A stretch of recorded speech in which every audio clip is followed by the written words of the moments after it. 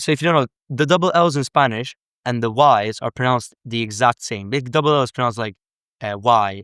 You might have heard people say like people say me llamo, like a llama, like, or like they would pronounce the word llama like llama, and it's like a funny joke. It's not that funny, but yeah, and then that's what they would be, like. That's kind of the joke because are pronounced like Y's.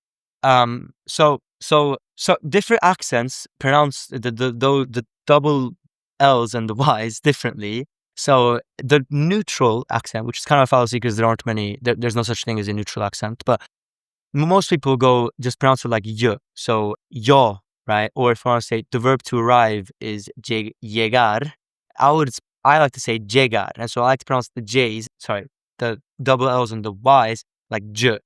But it differs. It differs between different accents, but they are usually pronounced the same. In my opinion, I like to blend, like, you know, in Argentina, they pronounce the double L's and Y's like sh, like me llamo, yo me llamo. And so, yeah, that's how they pronounce it in Argentina. But in Colombia, they would say, for example, yo me llamo. And in Spain, in different regions, they pronounce it differently. In my opinion, the most neutral accent that is also the easiest and makes it sound the most native, like the most bang for your buck accent or dialect, is combining the j sound for the Y's and the y sound. Y sound is like the neutral. Basically everyone who learns Spanish says that, right? Everyone says me llamo, right?